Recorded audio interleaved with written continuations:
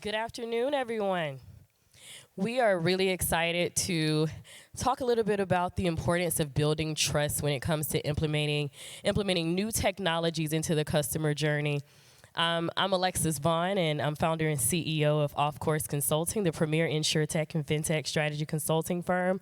Before we get started, we are going to start with our phenomenal panelists, and I think it'll be great if they can introduce themselves. Please tell them your name, title, company, and pretty much we would love to hear from you on how your company is leveraging technology in the customer journey. We'll start with you, Evie. So my name is Evelina Mroczek, also known by Evie. I work for Lincoln Financial. My current role is I lead a digital product transformation team, and really role of technology. Well, I think you can look at technology in many ways. For my team personally, I have a twofold approach. We're leaning on technology. Given that I support the product team, I look at technology in order to enable the product team to be able to make faster and most effective decisions, which in turn makes us more effective at developing better products for the customers. Love that. Thank you so much, Evie. Angie? Hi, everybody. Is my mic working? Oh, there we go. Angie Vyshinsky, HSB. I'm responsible for global customer experience and insights. And I'm going to kind of characterize the question a little bit differently. Instead of how my role uses technology, I'll talk a little bit about how our organization is leveraging technology to influence the customer journey. And really, it's a fundamental part of our business through our IoT program. You heard a little bit just in the previous session about that.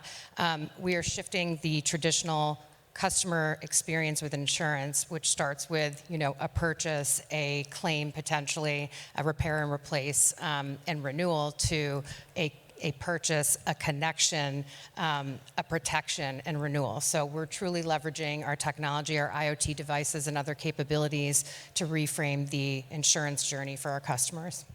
Thank you, Angie. Hi, my name is Cordy Raymer, and I'm a solutions engineer for SMA Technologies, and we focus a lot on automation, end-to-end automation. So how is my company leveraging technology? It's essentially going to companies and examining their work and helping them through their digital technology journey, and that's it.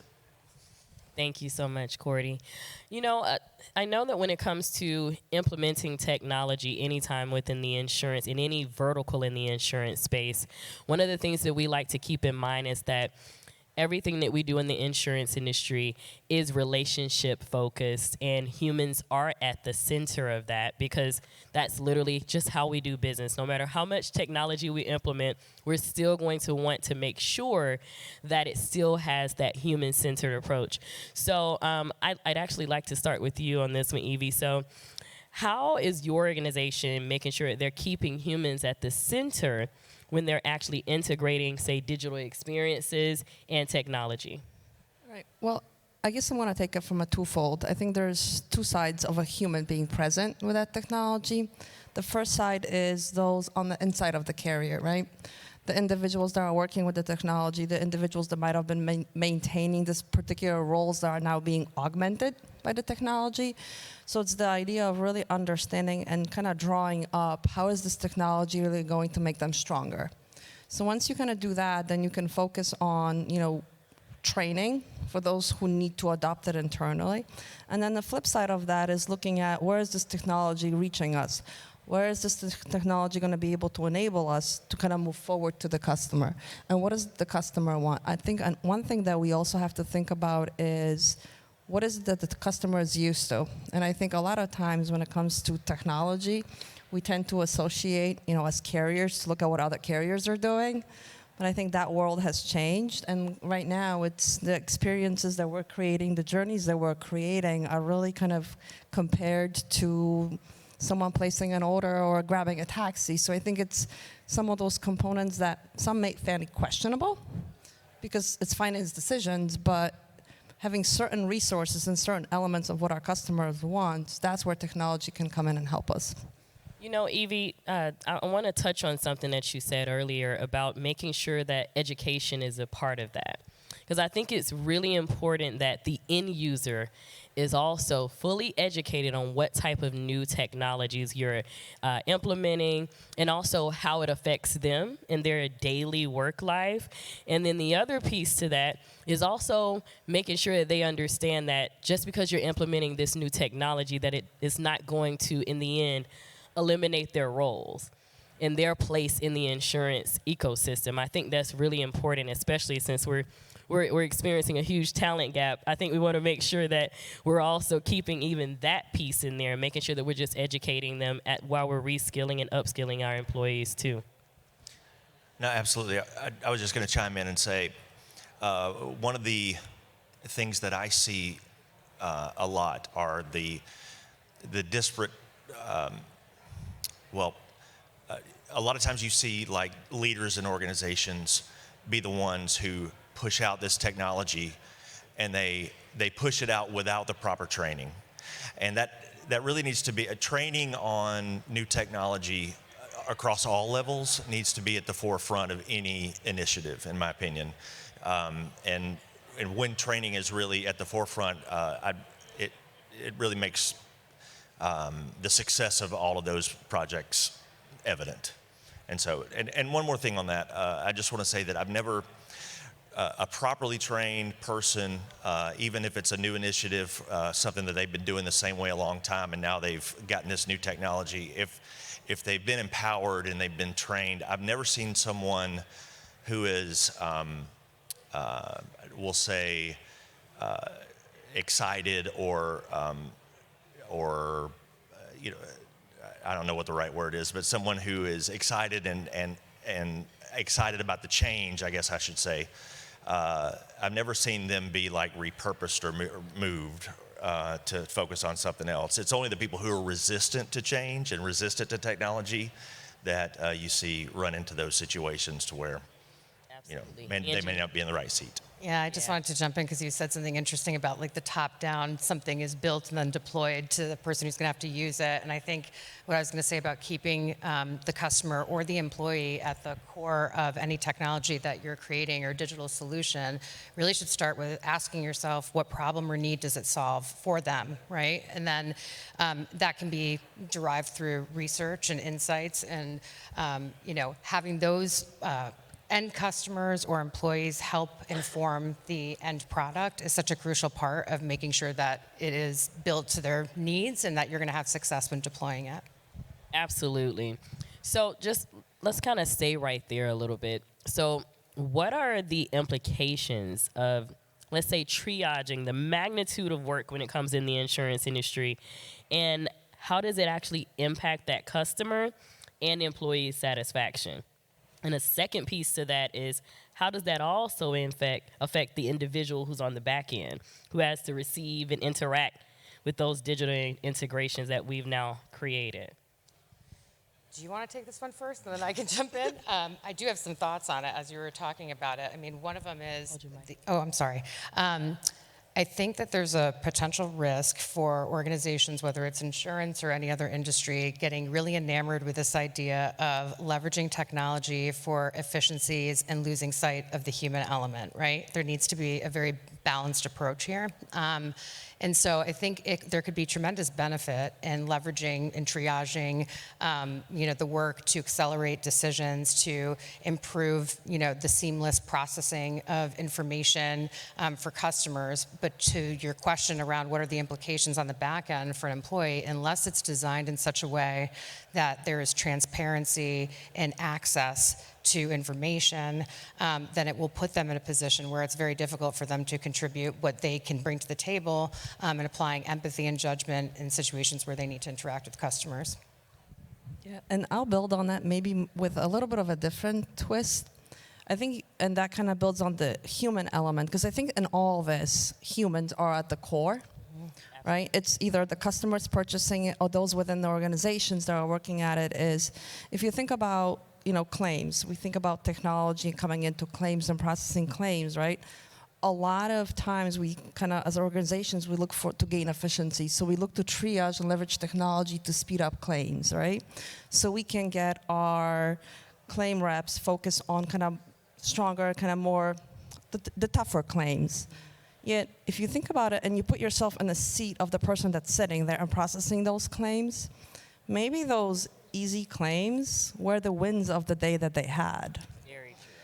If you put that claim representative now in a process that's a lot faster, but it's only elevating the complex claims that require, frustrated customers, they're going to have a hard day. What does then that mean for the individuals involved? And now kind of switching back a little bit to the organization as a whole, I think one thing that kind of helps in triaging it is an adoption of technology. A lot of work, especially in large organizations, is done at different elements, right? They're categorized. But I think, I'm not sure if the same element of time is done to kind of paint the journey of where do we want to be, what does the process look like, and have we kind of looked across the board and prioritized across the journey? Because you could be prioritizing certain initiatives that may be easier or quicker wins, or things that seem safer or have faster technology. But if you actually put it on the customer journey, you still have a disjoint process. So your investment is not going to drive the return that you need. So I think as much time as you would spend identifying and bringing on the technology, a big complement to that should be spent on kind of aligning how can you align it together to really get you to be more effective to the, the appearance to the customer, being in front of the customer. There we go. Absolutely. Cordy would definitely like to hear your thoughts. Yeah, and at the risk of stating the most obvious thing ever,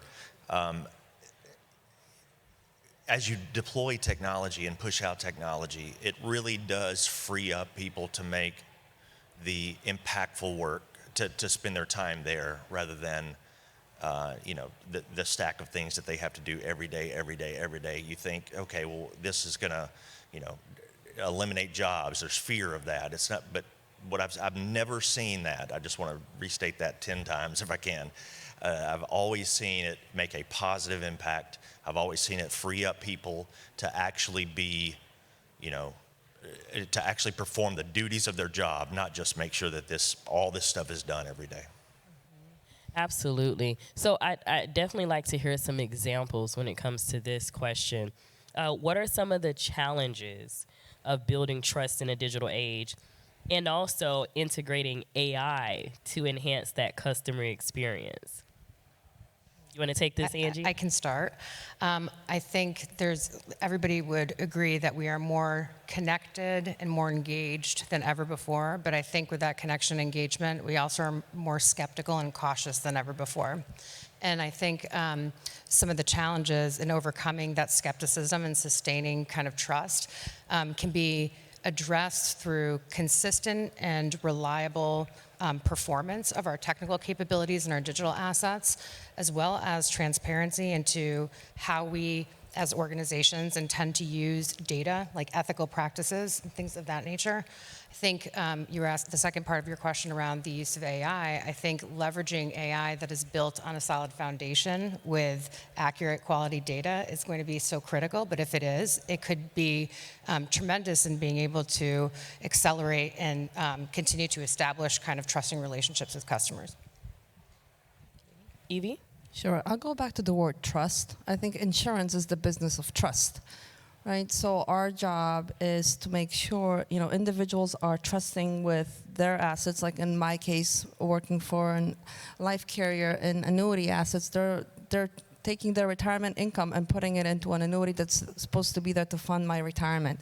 So you kind of have to think about, trust is broken when there's a misunderstanding a lot of times. So when you are looking to bring new technology or how it's going to enable AI in that case, is really look to understand what job is that going to be doing, what can go wrong, what questions have to be, and understand that people need to understand that they're talking to a bot or are they talking to a person, and let them decide which way they want to proceed. So I think it really boils down to the idea of thinking about the individuals at the end really depend on us to be there in that moment of truth for what they signed up for. Absolutely. Trust is built over a long time, and trust is lost in 30 seconds, right? So Specific example regarding AI. AI depends on big data to be able to make its decisions, and data retention. What it needs all this data to make these complex decisions. But what happens to the data afterward? You just have to make sure that your thought is global. It's the full thought of, okay, once the data is used, what do we do with it now? What's our retention policies? What are we going to, how do we get rid of it properly? What's the governance around it? Just a holistic approach, I think, is how you keep trust and make sure that you're on point. Yeah. So what I'd really like to hear from you all is for those organizations who are really trying to craft these unforgettable, innovative customer journeys, what's one piece of advice that you would give to them? I was just going to say that I don't think it's a one and done. I think it is something that has to be continually evaluated and optimized and nurtured, right? And it's done by staying very closely connected to your customers, not looking inwardly and trying to define what the desired experience or delightful moment should be, but rather acquiring that information from the source itself. I would say don't let fear be the factor in the decisions you make around your big data, your technology. You still want to be innovative and be aware of risk, but a lot of people are that I've seen are having meetings around what could go wrong, we don't want to do this because this could happen, or we don't want to take this step because we saw this other person have this huge problem, and so don't let fear lead your innovation. And I think I'll complement that with vulnerability. Mm-hmm. So being vulnerable and kind of adoption of technology at times requires you to acknowledge that there's a better way to do something. That means a self-reflection and really kind of talking to yourself, saying, okay, what can I do to make myself stronger? But that's a reflection of saying that there is a better way, so I not necessarily going to do it the best way. So be comfortable with being vulnerable. Always get yourself open and out there to research what's out there and what's available. And just trust that folks out there want to learn. And then flipping that to yourself as an individual and listen to your customers. Let them tell you where you're not working. And then flipping it back to, as an organization, really stay clear to your focus. What are you focusing on, and where do your customers want to meet you? And once again, here comes the vulnerability part. Maybe where they used to meet you before is no longer the same spot. So let them tell you and then build the journey around it. Absolutely. That's a good point that you made, Evie. I think it's really important for us to do it's not that innovative, but it still works. And that's just surveying your employees and your clients on what it is that they need to be successful, so that you're not going out and just either implementing or either purchasing technologies that actually, that don't actually solve a true problem for them. I think that's extremely important, because we find that a lot of times we'll all go after whatever the new innovative thing is, and that's what we say we need that. But do you? So, I think that's really important for us to keep that in mind as well. Did you have something? I was just going to kind of stitch together two comments that they both made. One about don't be afraid, don't let fear stand in your way. And then this other piece around kind of innovation. I think there's, we talk about a lot that we should be comfortable with fail fast, but celebrating failures is equally important. And to your point around, do we make these big investments and stay kind of tethered to them without understanding whether they were important to our customers? I think a lot of a test and learn approach in celebrating failures and failing fast is the absolute way to go when we're trying to design delightful experiences for our customers. Absolutely. Thank you so much for that. Well, we want to thank you so much for your time today, and we hope that you were able to get some really great insight from our panel. So let's give our panelists a round of applause, please.